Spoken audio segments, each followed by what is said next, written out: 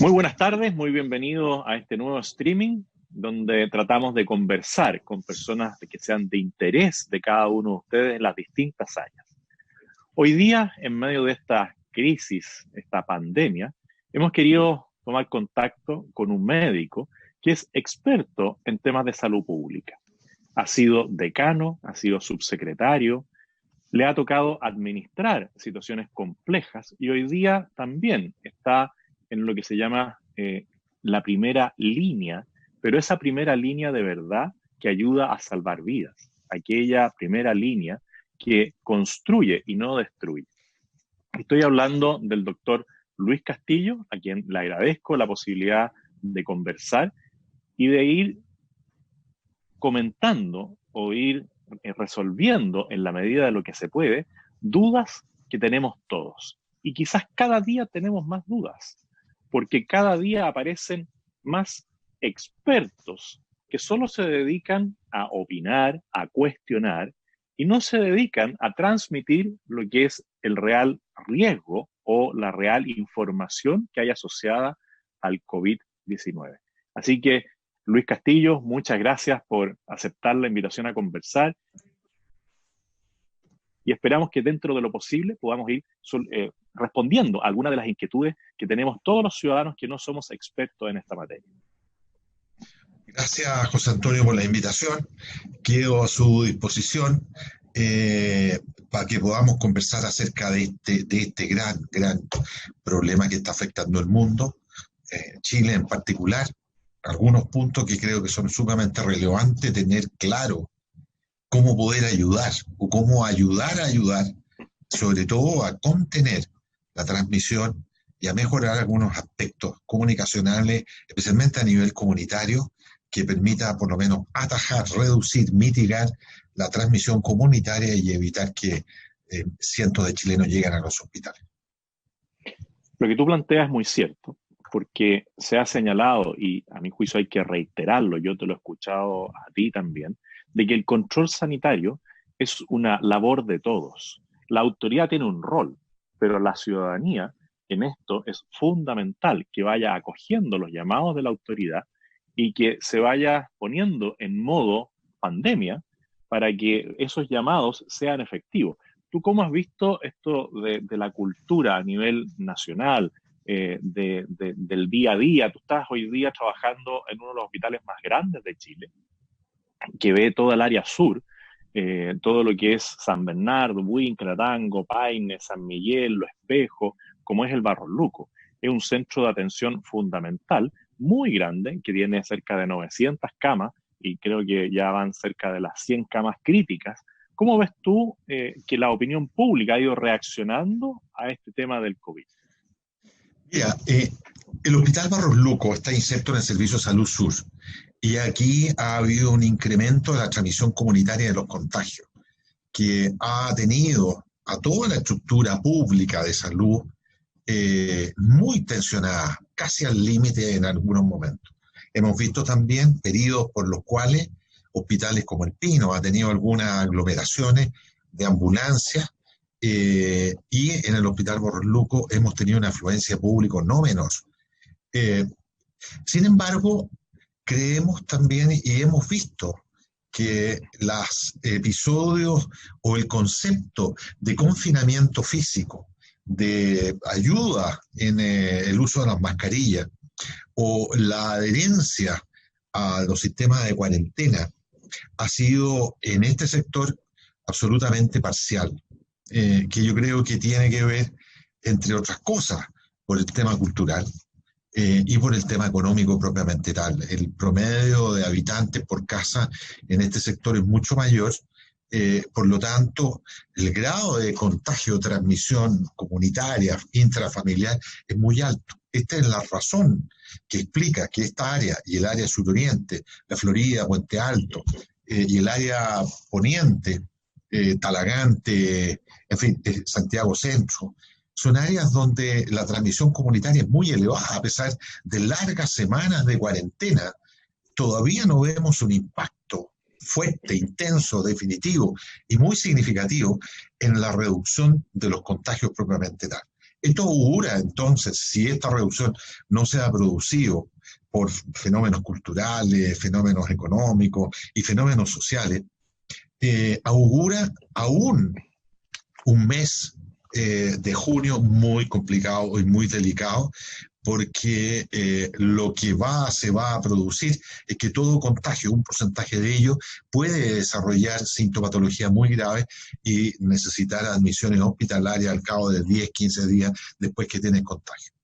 No obstante esto, yo diría que en la medida de que la información ha ido diseminándose en términos de mortalidad, de número de chilenos que han ido falleciendo, esto ha ido produciendo un remesón de conciencia al ver que un familiar o un conocido o alguien cercano a la familia efectivamente ha rozado con la muerte o ha sencillamente fallecido producto de este tema.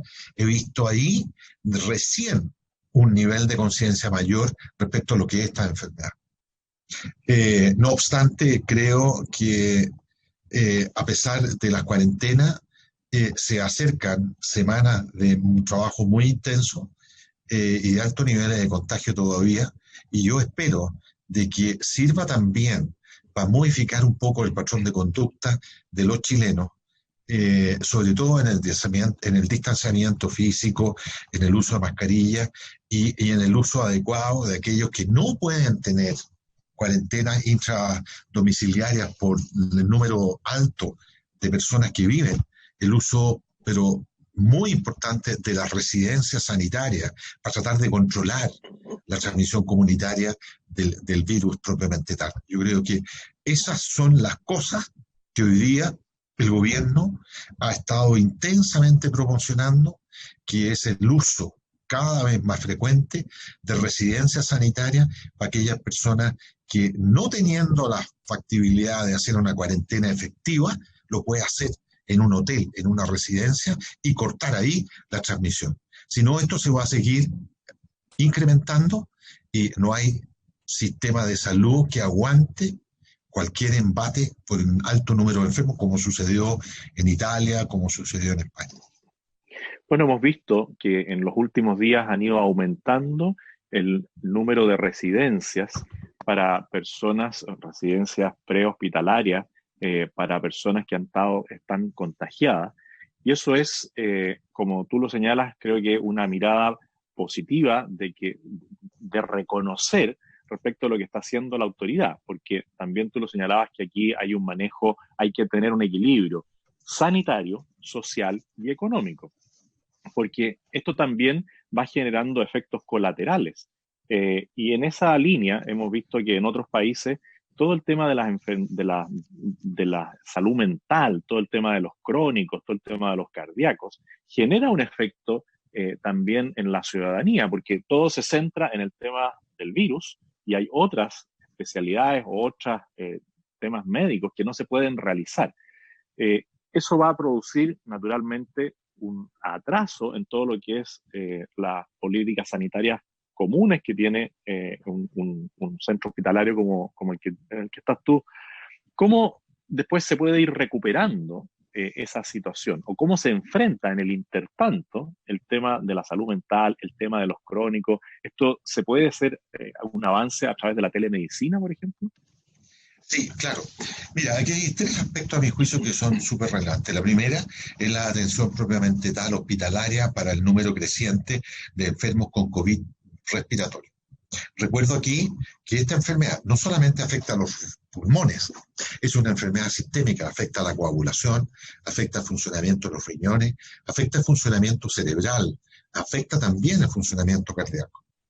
Pero también teniendo presente estos aspectos que necesariamente necesitan ser atendidos en un hospital, hay otro programa que es el programa de atención y salud mental, que tiene dos objetivos. Primero, un programa de salud mental para los funcionarios de primera línea que están en el día a día atendiendo a centenares de pacientes COVID positivos, no solamente en el hospital, sino que también en la atención primaria de salud, un punto súper relevante. Y el tercer aspecto, un programa de salud mental para las familias de pacientes que tienen COVID positivo. En ellos reina el temor, el miedo. Algunas veces se producen elementos de discriminación por ignorancia, pero fundamentalmente lo que hay es un intenso temor a morir, un intenso temor a la muerte, un intenso temor de cómo manejar esta infección en torno a una familia.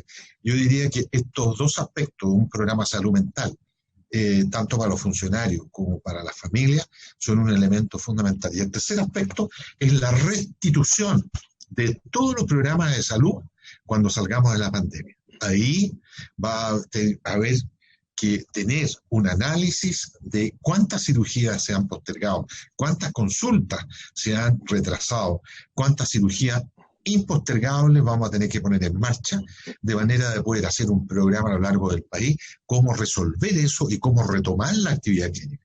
Es un problema mayor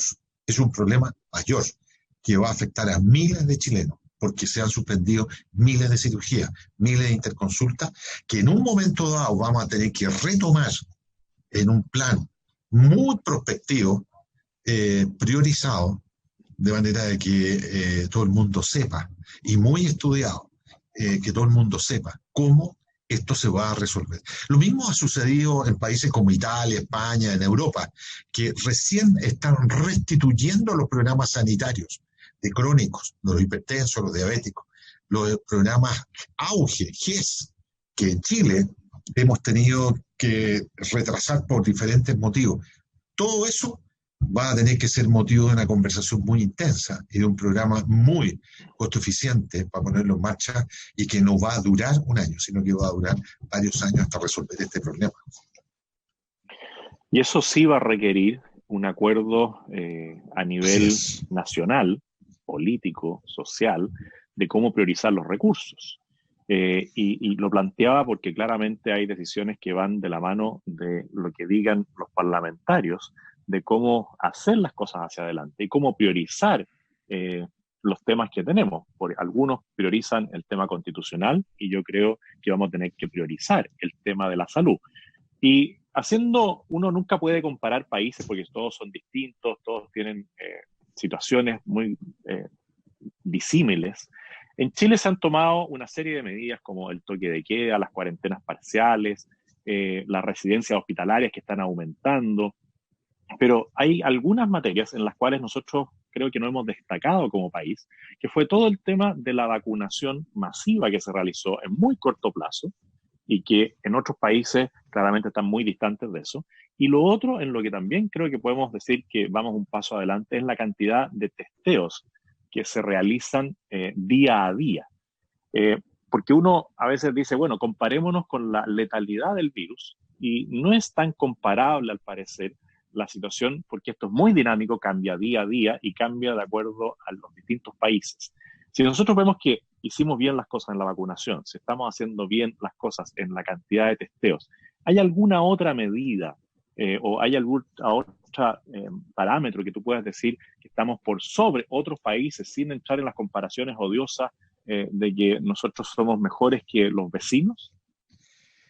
Mira, yo creo que hay también allí dos o tres elementos que hay que poner en relieve. Primero, coincido contigo que la restitución de los programas sanitarios va a incluir un acuerdo político-social fuerte, muy fuerte, porque aquí va a tener que haber un redireccionamiento de los gastos sociales y económicos, y la salud debiese ser un elemento fundamental de restitución, para darle, no en un año, sino que en un periodo de tiempo, tener claridad cómo restaurar los programas sanitarios a nivel primario y a nivel secundario, a nivel hospitalario. Lo segundo, Chile ha hecho las cosas en general bastante bien en términos de testeo, en términos de letalidad. Estamos con una letalidad hasta la ahora muy, muy razonable. No obstante, hay algunos elementos que nos impiden todavía compararnos con aquellos países que están de salida de la pandemia. Chile también ha hecho cuarentenas estratégicas que han permitido aislar sectores y sectores mayores como es la región metropolitana. Hemos tenido una primera ola que se ha manejado bastante bien en la Araucanía, que hoy día está en baja y tiene control de los contagios en forma muy intensa. Chile también debe avanzar en un elemento, a nuestro juicio, que es fundamental para cortar la transmisión comunitaria y que en los últimos 15 días se le ha dado un énfasis muy importante, que es en la parte del testing, en la trazabilidad y en el uso de la residencia sanitaria. Es decir, aquellos que tienen PCR positivo, que se les estudia sus contactos hasta el quinto contacto que tuvo. Y si no hay posibilidades de aislarlo, hacer cuarentena efectiva, trasladar a esos sujetos a un lugar donde deje de ser contagio, fuente de contagio. Esa es la única manera de cortar la transmisión comunitaria, y en la experiencia en países como Corea del Sur y otros ha permitido tener a raya el nivel de contagio y PCR positivo y mantener equilibrada la producción de pacientes enfermos, pero esto de una base comunitaria, es decir, no solamente tener trazadores que vayan viendo los PCR positivos, sino que involucrar también a la atención primaria, que ellos tienen su base comunitaria y conocen, pero extraordinariamente bien, las comunas, los barrios y las personas incluso. Entonces, Chile ha ido avanzando en eso, y yo creo que eso, el testing, la trazabilidad y el control, es un elemento fundamental para de una vez por todas cortar el contagio, asociado a cuarentenas estratégicas para aquellas comunas que todavía están muy al debe en cuanto al ordenamiento cultural, social. Ayer vi una foto del Paseo Ahumada de Santiago como un día común y corriente. Eh, Creo que fotos como esa atentan contra lo que está haciendo cientos y centenares de funcionarios de la salud primaria y hospitalaria para el manejo de estos enfermos. Yo creo que todavía ahí, José Antonio, hay que avanzar comunicacionalmente, no sé de qué manera, permear el mensaje de que todo aislamiento, cuarentena, mantención, logrando ese equilibrio tan frágil que hay entre el control sanitario y el control económico, entre el trabajo y el control de las enfermedades, que es muy difícil. Yo creo que ahí tenemos que avanzar. Bueno, hace unos pocos días me tocó entrevistar al conductor y periodista Iván Núñez, y él, como una manera de poder acercar la enfermedad a las personas, consiguió las autorizaciones y realizó un programa respecto de cómo se vivía en los recintos hospitalarios el tema por parte de los enfermos y por parte del personal de salud. Y ahí yo veo que los medios de comunicación todavía no toman la dimensión de esto, y vemos muchos programas de conversación, de crítica, que se van básicamente a los números que puede mostrar el ministro, la subsecretaria, las autoridades de los distintos sectores, pero no han mostrado el dolor humano cuando llega a la familia, cuando tú decías la muerte roza a la persona, cuando la muerte roza a la familia. Y también he escuchado que esta es una situación que se vive muy en solitario, porque las personas que se ven afectadas no pueden tener contacto con su familia, y cuando se da un desenlace ya fatal, tampoco puede despedirse de su familia. Quizás lo que podrían ayudar muchos de los medios de comunicación, más que entrar al debate político de si el ministro, la subsecretaria, dijo lo que tenía que decir, o se sobrepasó, o no contestó como quería específicamente la periodista, dedicarse mucho más a mostrar el drama humano. Ahí a ti te deben haber tocado muchas experiencias ya de drama humano, de ver ese paciente que tiene que sufrir esta enfermedad en solitario. ¿Cómo uno puede mostrar, sin pasar a llevar los derechos del paciente, de su intimidad, ¿no es cierto? ¿Cómo mostrar más ese dolor humano que genera en el entorno de cada una de las víctimas esta enfermedad?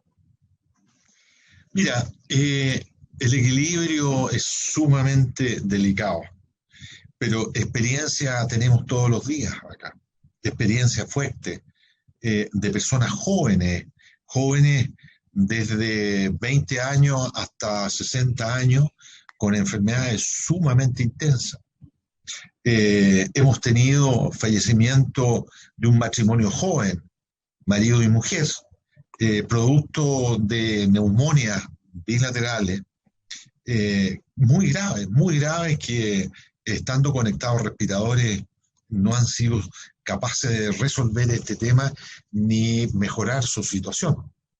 Hemos tenido que conectar personas muy jóvenes también a pulmones externos, extracorpóreos, para tratar al menos de suplir de forma artificial la capacidad de oxigenación de los pulmones que por este virus cae prácticamente a cero. Gente de 20 años, 23 años, 24 años.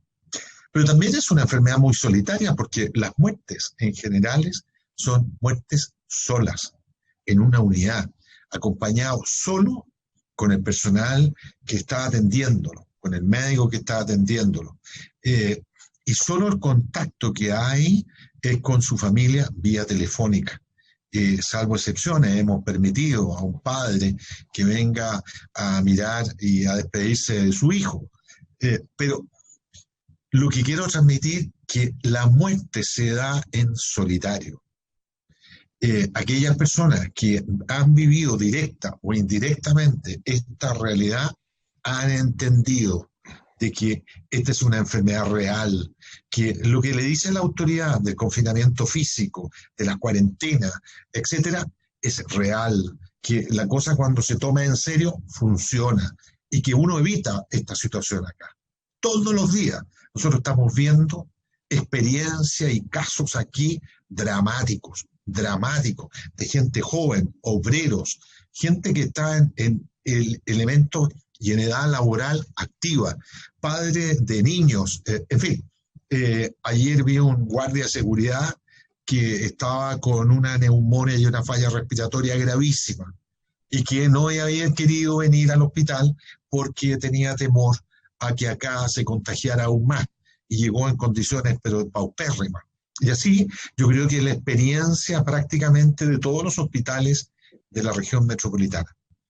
Desde esa experiencia es que nosotros pedimos y decimos toda ayuda a las familias, que las familias nos puedan dar, es bienvenida, porque sabemos que mientras menos personas jóvenes lleguen con este problema es mejor para todos, especialmente para ellos.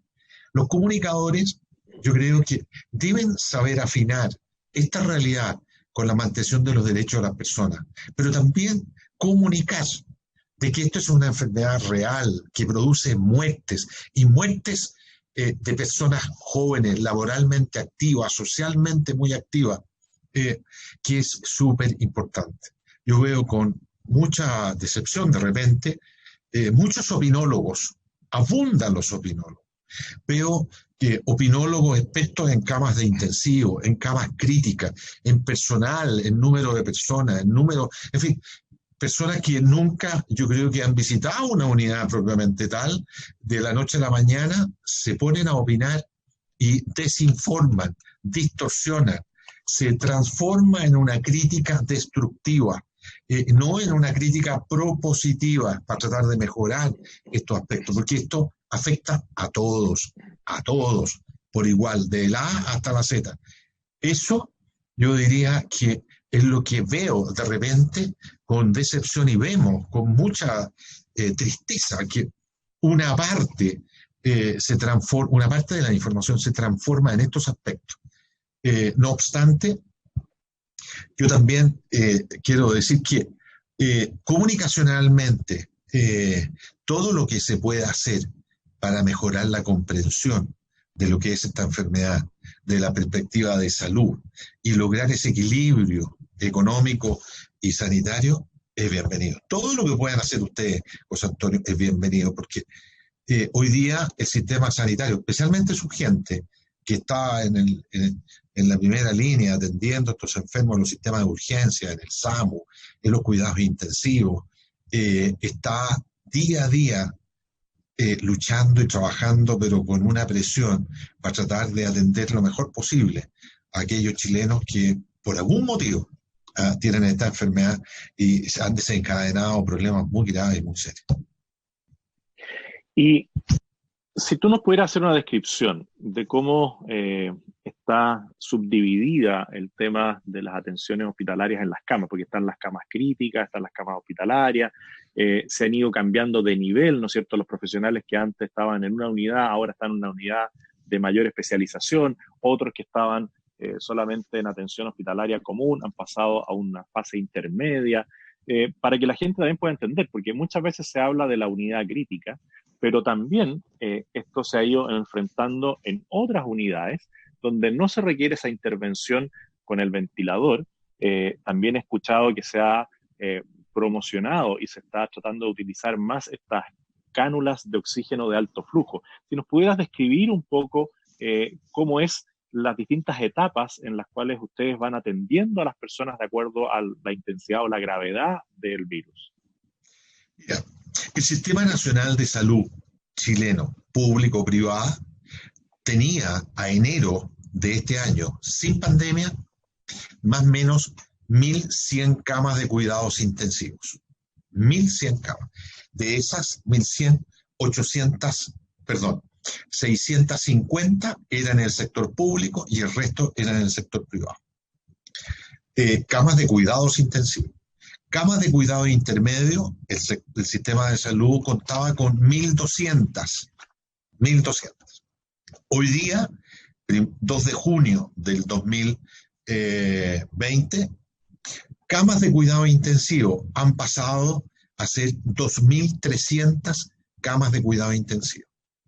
El sector público ha casi triplicado el número de camas de cuidados intensivos. Triplicado. Pasamos de 650 a casi 1.400, 1.500. Esto se ha producido porque en los hospitales las camas de cuidados intermedios, que es un intermedio de complejidad, se han complejizado, se han transformado en cuidados intensivos. Y las camas de cuidados agudos, que son menos complejas, se han complejizado para transformarlas en cuidados intermedios. Por lo tanto, hoy día tenemos en el país 2.300, 2.400 camas de cuidados intensivos con respaldo de al menos respiradores para esas camas. En camas de cuidado intermedio hemos pasado de 1.200, 1.400 a prácticamente 2.500 camas de cuidado intermedio. El sector privado en la región metropolitana ha pasado de 400 camas prácticamente a 800 camas de cuidados intensivos, también con un respaldo respirador. Por lo tanto, ha habido que hacer en todos los hospitales de la región metropolitana crecimiento de camas de cuidado intensivo a expensas de disminución de otro nivel de camas. Todas las camas de cuidados intermedios pasaron a ser cuidados intensivos. En muchos hospitales, como el mío, hemos tenido que incorporar la unidad coronaria como cama de cuidado intensivo. Hemos tenido que incorporar las unidades de tratamiento intensivo pediátrico como cama de intensivo de adultos. Hemos tenido que incorporar las salas de postoperatorio como camas de cuidado intensivo y últimamente los pabellones quirúrgicos en muchos hospitales y clínicas como camas de cuidados intensivos para poder atender enfermos adentro de los pabellones y conectados a un respirador. Si uno mira ese espectro, hoy día hay hospitales como el mío que tienen enfermos ventilándose con máquinas de anestesia. Clínicas como la Clínica Dávila, la Santa María, los Andes, la Católica, el Hospital Clínico de la Católica, el Hospital de la Universidad de Chile, todos ya tienen enfermos con este problema que están en las salas de pabellones, ventilándose con respiradores en los pabellones, con las máquinas de anestesia. Entonces, Chile ha pasado de un número acotado de camas de cuidado intensivo a un crecimiento prácticamente triplicar para disponer de mayores cantidades de cupos para atender a los chilenos que lo requieran. En este crecimiento se ha contado con la ayuda de la UGSC, que cuando aumenta mucho la demanda, toma parte de esa demanda y la dispone en diferentes regiones donde hay cama UCI, Rancagua, Talca, Concepción, Talcahuano, Los Ángeles, Ovalle, ahí trasladamos enfermos a Ovalle, de manera que ahí hay un cupo, se llevan los enfermos para allá y siguen su evolución allá. Entonces, la complejización de camas y la reconversión de camas ha sido una realidad que en el sector público y privado ha sido fundamental para aumentar la oferta y equilibrar la oferta con demanda de manera de administrar la cantidad de cupos que nosotros podamos atender debido a que la demanda por esas camas es súper creciente en los últimos 3 semanas. Pasamos de 300 casos a prácticamente hoy día 300 casos COVID positivos ventilados a 1.500 en el periodo de 3 semanas. Y estimamos que ese número de casos puede este mes seguir aumentando a unos 2.000. Por eso es que hay tanta urgencia en seguir reconvirtiendo y complejizando para tratar de abrir cupos de manera de que si la demanda aumenta, poder ofrecer alguna posibilidad de asistencia a aquellos enfermos que eventualmente puedan requerir. ¿Y hay alguna manera de anticiparse con otros mecanismos? Y por eso te preguntaba por el tema de las cánulas, Sí. Oxígeno de alto flujo, cosa de ir a que está afectada. Sí, las cánulas nosotros hoy día llamamos camas críticas con soporte o respaldo ventilatorio. No solamente al respirador, sino que hoy día hay un sistema que no es nuevo, que lo usábamos ya hace un tiempo, atrás, años, que se llaman cánulas nasales de alto flujo, que está permitiendo, cuando se usa bien, con los enfermos adecuados, especialmente en áreas como la emergencia, la urgencia, está permitiendo reducir el uso de respiradores entre un 15 y un 25%, depende del número, de la calidad de los enfermos. Esto, que está ya prácticamente difundido a nivel metropolitano, se está usando casi en forma masiva y se debería usar aún más. Ha permitido bajar los requerimientos de respiradores artificiales y ha permitido disminuir o no impedir el crecimiento muy exponencial de pacientes conectados a un respirador artificial. Es una técnica barata, fácil de usar, que se puede usar en el sistema de urgencia, en la atención primaria, asociado a otra cosa. Ejemplo, muchos de estos enfermos, uno los pone en una posición prono de guata, como si estuvieran tomando sol. Ese mero hecho físico, de cambio físico, asociado a esta cánula, le puede significar una franca mejoría en la oxigenación. Este sistema es un elemento no menor, que en muchas urgencias se está usando, incluyendo esto. Aquí hay en el sistema de urgencia 10, 15 enfermos en prono asociados a cánulas nasales, que permite evitar el uso de respiradores en un porcentaje bien significativo y nos ha permitido mantener a raya equilibrada la oferta con la demanda de camas, respiradores y de pacientes. Más o menos eso es lo que se está haciendo a nivel metropolitano con muy buenos resultados. Ahora, quiero decir también, José Antonio, que el enfrentamiento de esto a nivel hospitalario ha pasado porque ha pillado a Chile en un muy buen nivel la medicina intensiva chilena. Si la medicina intensiva chilena no estuviese en el nivel en que está, como ha sucedido en otros países, esta ya se habría notado una mortalidad no menor. Pero la emergencia y la generación de centenares de especialistas que han tenido y tienen puestos clave de conducción de liderazgo, la estandarización de los tratamientos, el uso de la información adecuada para la toma de decisiones en tiempo real y correcta, la incorporación de técnicas en forma masiva, luego de un periodo pequeño de testeo, pero con gente de mucha experiencia, ha sido fundamental para el control razonable de la crisis pandemia a nivel hospitalario. Esto ha pillado una medicina, antes Chile ha tenido y tiene una medicina intensiva sólida, potente, que ha sido el pilar estratégico, junto con todo su equipo, enfermeras, personal auxiliar, kinesiólogos, etcétera, más un sistema de urgencia muy sólido, ha sido fundamental para atenuar, reducir, administrar, gestionar de la mejor manera posible esta pandemia y la generación de estos enfermos.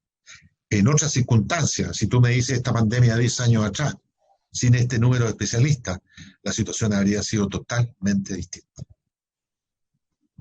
Tú mencionaste ahí esta unidad que es la UGCC, si no me equivoco, Sí, que es la unidad de unidad gestión que de camas administra, centralizada. y ellos administran las camas a nivel nacional. Y hoy día vemos, claro, que de la región metropolitana se trasladan pacientes críticos a otras regiones, pero podría darse más adelante que sea a la inversa, que de las regiones que pueden verse afectadas por un pic de esta situación, pudieran venir a la región metropolitana. ¿Y eso por qué lo planteo?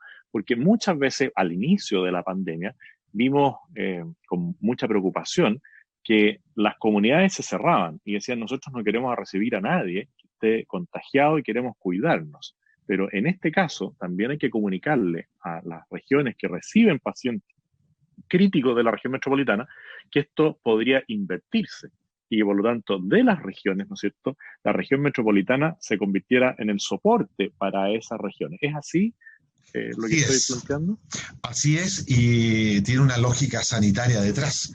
El ejemplo práctico es lo que sucede en la quinta región y en la sexta región. Hoy día, que no tienen un nivel de contagio mayor, ellos hasta hace un tiempo atrás tenían cupos desocupados de camas que han permitido que la región metropolitana drene, lleve pacientes a la quinta, especialmente a la sexta. En la sexta región se han llevado y trasladado enfermos para Rancagua, para San Fernando, para Santa Cruz. Es decir, todo cupo vacío, desocupado, se ha puesto ahí un santiaguino que requiera este servicio. Por lo tanto, la quinta, la sexta son backup de la metropolitana, ¿ya? Pero el día de mañana, si la sexta región o la quinta región llega a tener un nivel de contagio de tal magnitud que empieza a producir enfermos, nosotros, la metropolitana, vamos a hacer el backup de ellos. Es decir, pacientes de ellos los vamos a recibir nosotros acá. Hoy día también. Concepción recibe un número creciente de enfermos en la metropolitana.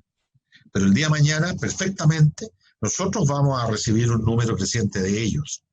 Ese es el papel fundamental de la gestión centralizada de camas que permite trasladar los pacientes donde está la cama, donde están los respiradores, el soporte ventilatorio, independiente de la región, para hacer más costo eficiente todos los tratamientos de estos enfermos. Hay regiones que están con actividades en baja, hay otras regiones que están con actividades muy altas como la metropolitana, pero en un mes más puede ser al revés. Y nosotros ayudar a regiones como nosotros nos están ayudando a las regiones hoy por hoy. Y en esto también hacerle un reconocimiento a la Fuerza Aérea, porque hemos visto una labor incansable por parte de todos los funcionarios, ¿no es cierto?, de la Fuerza Aérea, que han colaborado y han transformado algunos de los aviones casi en unidades médicas permanentes, porque debe ser complejo el traslado de un paciente crítico a una región y se requiere un transporte aéreo eficiente y muy bien dotado. ¿Cómo se realiza el proceso en ese aspecto? Mira, ayer conversaba con varios colegas médicos que trabajan en el traslado de enfermos complejos de la Fuerza Aérea. Ellos han hecho una labor encomiable, de muy alto nivel, que es una muy buena manera de poder trasladar pacientes complejos la vía aérea. Chile tiene esta posibilidad y tiene profesional y la Fuerza Aérea tiene un Hércules C-130 y cápsulas especiales para hacer un traslado muy seguro, muy seguro a diferentes regiones. Esto requiere un proceso de la selección de los enfermos, de la estabilidad de ellos, del lugar que lo va a recibir. Tiene que ser una unidad que esté acorde con la capacidad de poder ofrecerle un adecuado tratamiento al nivel en que está la evolución de ese enfermo en particular. Y esto lo hacen diferentes especialistas que en conjunto se seleccionan, se estabilizan y se trasladan. Este sistema, hasta ahora, mi visión es que ha funcionado muy bien. Chile tiene un estupendo sistema de traslado. Y mi reconocimiento en forma muy intensa a la Fuerza Aérea, porque es un sistema de transporte muy complejo, de muy alta tecnología, donde tiene que haber un engranaje casi perfecto entre las características del traslado, el enfermo que se selecciona y el centro que lo va a recibir. Mi felicitación a la Fuerza Aérea, la verdad es que ha sido una ayuda súper importante y encomiable en esta crisis. Y así como vemos esa colaboración permanente de la Fuerza Aérea, también vemos a otros actores más políticos que utilizan las cifras que muestran distintas universidades a nivel mundial. Vemos los estudios de la Johns Hopkins, de la Universidad de Washington, pero que tienen parámetros de un espectro muy diferente, porque de repente pueden decir, bueno, van a haber 4.000 personas que pudieran fallecer y otro llega a un nivel de 30.000. O en el mismo estudio tienen un rango muy amplio y vemos a veces la mala intención de algunos que dicen, miren, esto va a terminar en esto otro. Como esto es tan dinámico, ¿tú puedes explicarnos un poco lo que significan estos estudios y si pueden ser predictivos o van cambiando también día a día? Porque a mí me ha tocado en paneles algunos que me dicen, no, Chile es el país que tiene más contagiados a nivel mundial, cosa que puede estar entre los con más número de contagiados, pero no necesariamente, si vemos cómo se ha enfrentado esto, van a terminar el porcentaje de personas que fallecen de acuerdo al número contagiado. Esto, vuelvo a insistir, creo que es muy dinámico y se evalúa día a día. ¿Cómo lo ves tú? Mira, efectivamente ha habido estudios, como tú lo mencionas, de Hopkins, de la Universidad de Washington, en fin, y otros más que he visto. Son todos, incluyendo los chilenos, son todos modelos predictivos matemáticos que tienen como base que son súper sensibles a las estrategias sanitarias y que dan un amplio rango de cobertura y de número de contagios, número de muertos, en fin, ese número son muy sensibles a las cuarentenas, al confinamiento, a la trazabilidad. Esta dispersión de datos desde una mínima hasta un número máximo, como vi en el estudio de la Universidad de Washington, que hablaba de 2.000, 3.000 muertos hasta 10.000 muertos, depende básicamente de la efectividad de las medidas sanitarias. Si uno no aplica ninguna medida sanitaria, probablemente la cantidad de muertos se amplifica. Si uno aplica una estrategia sanitaria restrictiva, si hay un respeto por ello, la verdad es que los números van a cambiar para abajo brutalmente. Ahora, distinto es la utilización mañosa de esta información, que no solamente causa desinformación, sino que a veces causa pánico, porque en general las cifras pueden ser muy alarmantes cuando uno las compara con otros países a el nivel de número de contagios que uno tiene. Lo que sí es cierto que estos modelos predictivos con las actividades sanitarias, especialmente en el estudio primario de la Universidad de Washington, que pronosticaba y predecía miles y miles de contagiados hasta mayo, también las intervenciones sanitarias permitieron reducir y dejar ese estudio en stand-by totalmente fuera de foco, porque las estrategias en algunas comunas empezaron a funcionar y se empezó a reducir el contagio. Yo diría que primero son modelos matemáticos, que son elementos predictivos altamente sensibles a algunos elementos de introducción y terapias sanitarias, epidemiológicas, con cifras que son extremadamente movibles, que dicen relación con la estrategia que cada país está usando y que el testeo el confinamiento, la trazabilidad, son estrategias que van a afectar cualquier test predictivo matemático si esto lo hacemos bien. Todos estos test predictivos, todos estos modelos matemáticos van a quedar absolutamente en el suelo si las estrategias, las intervenciones sanitarias dan resultados y el pueblo, los ciudadanos, se asumen esto de manera 100% que la estrategia sanitaria que se están usando. Hoy día vemos que ya la cifra de personas que han fallecido se acerca a las 1.200. Vemos que el nivel de casos de contagio se acerca a los 110.000 personas. ¿Cuándo podemos pensar en que vamos a llegar al pic? ¿O cómo se puede determinar cuando uno está en el pic? ¿Esto se puede hacer de manera previa? ¿Se tiene que hacer de manera posterior?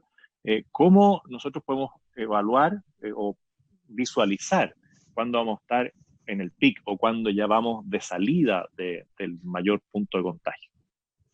Mira, es bien difícil decir con elementos objetivos y fundamentados, con evidencia, cuál es el pic o cuál no es el pic. Lo único que va a hacernos pensar que hemos llegado a un pic es la reducción progresiva del nivel de contagio posterior a una cifra máxima, en forma tendencial, es decir, en forma estable. Si después de haber llegado a una cifra máxima en los próximos 3 días, 4 días, la tendencia es a reducir el número de contagios, probablemente ese era el pic de contagios, lo que no significa el pic de atención hospitalaria o el pic de pacientes. El pic probablemente entonces lo vamos a saber luego de tener estable en el plató una reducción del nivel de personas contagiadas. Nadie hasta ahora, ni con información actual, puede predecir con una correlación de 1 que el pic pueda ser tal día o tal otro día, porque no hay elementos predictivos por ser tan sensibles a las estrategias sanitarias esta situación. Lo que sí podemos decir es que el nivel de contagio, un porcentaje de ellos, por experiencia internacional y por lo que está pasando en Chile, un porcentaje de ellos se va a enfermar. Aproximadamente un 10% del nivel de contagio diario va a necesitar una hospitalización. 10%. De esos, el total, solamente un 5% va a requerir, en algunos países un 2, fue un 2. Entre un 2 y un 5% va a requerir admisiones a áreas donde puedan darle oxigenoterapia u otro sistema. Y solo una fracción menor va a cuidados intensivos con una franca falla pulmonar. Y toda la emergencia de contagios, teniendo presente estos porcentajes, se produce desde el momento que se hace uno la PCR 10-12 días más adelante. O sea, pasan 10 días en donde el individuo, la persona, puede tener la enfermedad, pero en general se puede controlar y se puede mantener y conducir. Este periodo de tiempo es el que se está intentando trazar de manera de conocer los contagios, conocer sus contactos y mirar qué es lo que pasa con este número de contactos o contagios. Y este número de días, lo que se está intentando hacer es conectar con la atención primaria para que la atención primaria le dé oxígeno, lo ponga en prono o de guatita, lo vaya mejorando, le vaya aportando elementos, de manera que si requiere estos enfermos hospitalización en cuidado intensivo, sean en mejores condiciones de las que hemos visto que llegan hoy día. Que hemos visto enfermos prácticamente jóvenes que llegan a los hospitales en forma muy tardía y que duran muy poco porque llegan en condiciones bien complicadas. Por lo tanto, lo que uno espera es que este mes al menos, por el nivel de contagio que ha habido, todavía tengamos un mes muy activo, muy activo. eso es lo que te iba a preguntar. El mes de junio y quizás también el mes de julio sean meses muy intensos para todo lo que es el área de salud. Sin poder hacer una predicción, porque esto, como dices tú, es muy dinámico, es muy sensible a que las autoridades tomen determinadas medidas, pero que también la población acate esas medidas, ¿no es cierto? Y sea estricta en el cumplimiento de esas medidas. Pero más allá de algunas diferencias, podríamos pensar que junio y julio, al menos para la región metropolitana, van a ser meses de mucha intensidad del tema del auxilio de salud. Sí, José Antonio, efectivamente, junio va a ser un mes muy movido. Junio va a ser un mes de mucha presión asistencial y de mucho trabajo por el nivel de contagio que hemos visto. Julio, nosotros tenemos nuestro optimismo de que a partir de la primera quincena de julio el tema comience a amainar lenta y progresivamente, siempre y cuando, partiendo de la base de que los santiaguinos tomen el distanciamiento físico, el uso de mascarilla, el lavado de manos, como una estrategia de vida, más que una estrategia propuesta por la autoridad de salud. Esto tiene que ser una estrategia de vida que le puede pasar a cualquier familia, le puede pasar un contagio que puede terminar muy mal. Teniendo la base de eso, que la estrategia sanitaria funcione, que el testeo, la trazabilidad funcione, junio va a ser duro, muy trabajado, y julio podemos, después de los primeros 15 días, empezar a ver la luz con tranquilidad. Espero, sí, que nos acompañe. Dentro ya de las últimas preguntas, porque he abusado mucho de tu tiempo, tú hablas de la estrategia de vida. Yo eso lo comparto, de que va a haber que acostumbrarse a una cierta estrategia de vida distinta. En eso Chile ha sido pionero en temas como tú mencionabas, tuberculosis o enfermedades críticas, que te he escuchado en otras presentaciones, que Chile superó en algún momento, la cólera, porque fuimos asimilando el cómo manejar esta situación. De aquí a un año, ¿tú ves posible, o antes quizás, que a nivel mundial ya del tema de las vacunas esté en esta área del coronavirus más desarrollada, como para que podamos tener también esa esperanza de que a nivel mundial se está investigando el tema de las vacunas para este virus? Sí, hemos leído, otra de las características de esta enfermedad es que es una enfermedad nueva, en donde había una vorágine, una vómica de bibliografía, de experiencias, de publicaciones de las revistas médicas más prestigiosas del mundo.